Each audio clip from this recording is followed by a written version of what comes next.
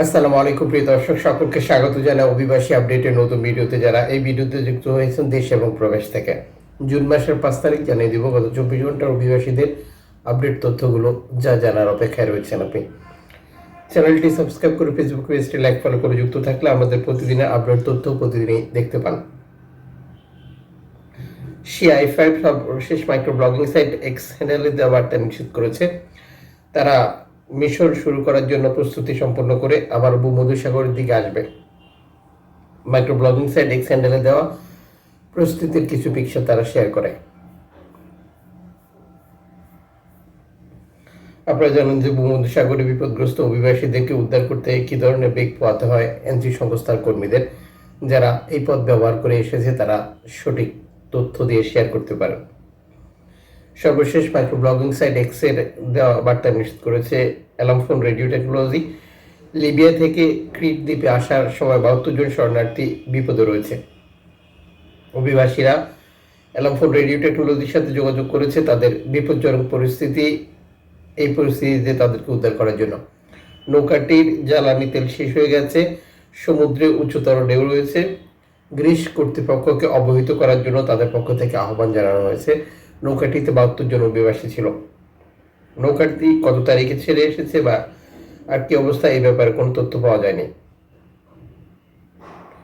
এদিকে আফ্রিকা থেকে স্পেনে যাওয়া ধারাবাহিকভাবে অব্যাহত রয়েছে। এই সময় একটি পরিবারের সদস্য যেটা আলজেরিয়া থেকে স্পেনে যাওয়ার চেষ্টা করেছিল এবং বুরাম্বাডেস থেকে ওয়েস্টার্ন মেড থেকে মানে পৃথক 3টি নৌকার যাত্রীদের ব্যাপারে তাদের পরিবারের সদস্যরা অ্যালামফোনের সাথে যোগাযোগ করেছে।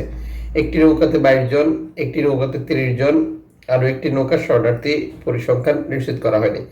তাদেরকে পরিবারের সদস্যরা খুঁজে পাচ্ছে না, মানে গেম দিয়ে আসার পর এখন পর্যন্ত তাদের সাথে যোগাযোগ করতে ব্যর্থ হয়েছে বা যোগাযোগ করেনি। তাদের অবস্থান জানার জন্যই পরিবারের সদস্যরা এই এনজি সংস্থাটির সাথে যোগাযোগ করেছে। তারা যেন স্প্যানিশ কর্তৃপক্ষের সাথে যোগাযোগ করে সঠিক কোনো তথ্য দেয়। এদিকে লিবিয়া থেকে ছেড়ে আসা 60 জন শরণার্থীর একটি নৌকা বিপদে পড়ার তথ্য দিয়েছে, যেটি অ্যালামফোন রেডিও টেকনোলজি। নৌকাটির সদস্যরা এনজি সংস্থার সাথে যোগাযোগ করেছিল। সর্বশেষ মাইক্রো ব্লগিং সাইট এক্স হ্যান্ডেলে দেওয়া বার্তায় অ্যালামফোন রেডিও টেকনোলজি নিশ্চিত করে লিবিয়া থেকে ছেড়ে আসা 60 জন শরণার্থী বিপদগ্রস্ত অবস্থায় রয়েছে গ্রিসের উপকূলে, যেটাকে উদ্ধার করার জন্য তারা আহ্বান পাঠিয়েছে এনজি সংস্থাটির কাছে, যদিও এখন পর্যন্ত নিশ্চিত করা যায়নি যে নৌকাটি উদ্ধার হয়েছে কিনা। সাম্প্রতিক সময় লিবিয়া থেকে এই পথ ব্যবহার করে রেকর্ড সংখ্যক গেম হচ্ছে, যা গ্রিসের দ্বীপ ক্রিটে।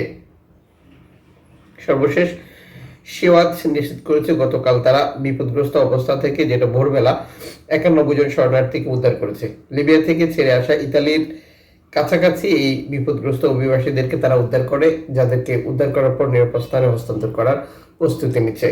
এদিকে এনজি সংস্থা অ্যারোরা সর্বশেষ মাইক্রো ব্লগিং সাইট এক্স হ্যান্ডেলে দেওয়া বার্তা নিশ্চিত করেছে তারাও 57 জন শরণার্থীকে বিপদগ্রস্ত অবস্থা থেকে সহযোগিতা করেছিল, যাদেরকে উদ্ধার করে নিরাপদ স্থানে হস্তান্তর করা হবে। যুক্ত থাকুন আমাদের সাথে নিত্য নতুন তথ্যগুলো জানার জন্য।